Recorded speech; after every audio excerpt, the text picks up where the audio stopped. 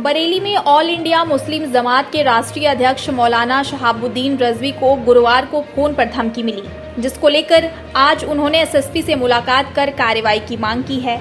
उन्होंने शिकायत में कहा कि आला हजरत सूफी मिशन के प्रचारक भी हैं और पीएफआई की गतिविधियों के खिलाफ कई बार सार्वजनिक मंच पर विरोध कर चुके हैं, क्योंकि पॉपुलर फ्रंट ऑफ इंडिया यानी पीएफआई एक कट्टरपंथी संगठन है जो भारत की एकता और अखंडता के लिए खतरा है। इतना ही नहीं, उन्होंने कहा कि पिछले कुछ सालों में देश के कई राज्यों में हुए सांप्रदायिक दंगों में पीएफआई का हाथ रहा है।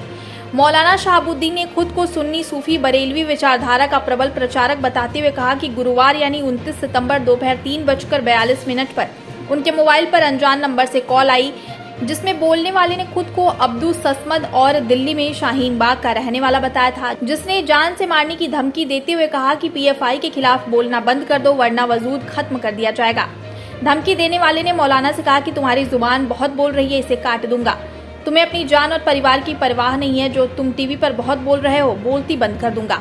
जिसके बाद आरोपी ने कॉल काट दी। ऑल इंडिया मुस्लिम जमात के राष्ट्रीय अध्यक्ष मौलाना शहाबुद्दीन रजवी ने कहा कि राजस्थान के उदयपुर में हुए कन्हैया हत्याकांड के खिलाफ उन्होंने फतवा जारी किया था, तो उस समय भी उन्हें जान से मारने की धमकियां मिली थी, लेकिन उस दौरान की गई शिकायत पर कोई कड़ी कार्रवाई नहीं की गई। जिसके बाद इस बार पीएफआई के सदस्य द्वारा धमकी मिलने पर आरोपी के खिलाफ कार्रवाई, खुद को सुरक्षा मुहैया कराने की मांग की है। पीएफआई का मैं बराबर विरोध कर रहा हूं। उसकी वजह यह है कि पीएफआई एक कट्टरपंथी संगठन है और वो देश की एकता और अखंडता के लिए ख़तरा है।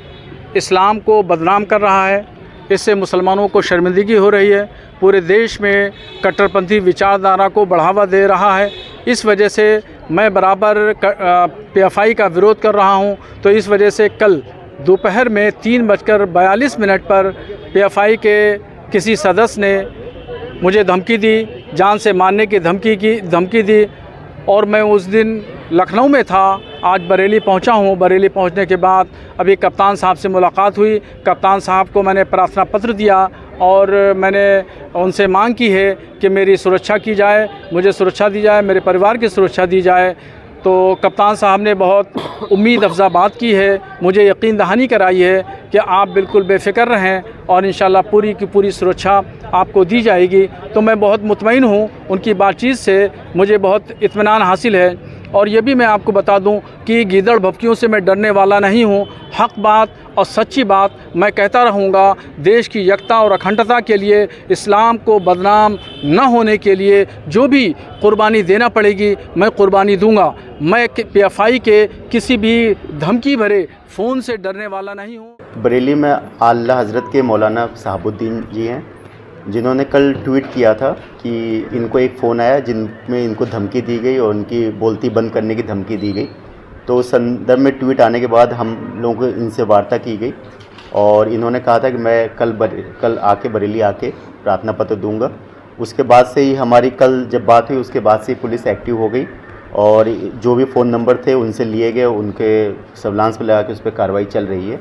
इसके अलावा जो प्रार्थना पत्र इन्होंने आज दिया है, इसमें हम लोग मुकदमा पंजीकृत करके सख्त कार्रवाई करेंगे। और इनको सुरक्षा की इन्होंने मांग करी थी, तो अभी थाने लेवल से इनको सुरक्षा दी जा रही है और इसमें पुलिस सख्त कार्रवाई करेगी।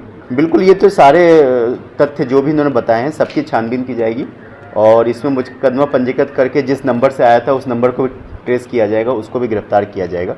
उसके बाद से पूरी चीज़ें साफ़ होगी कि क्या पूरा मामला है।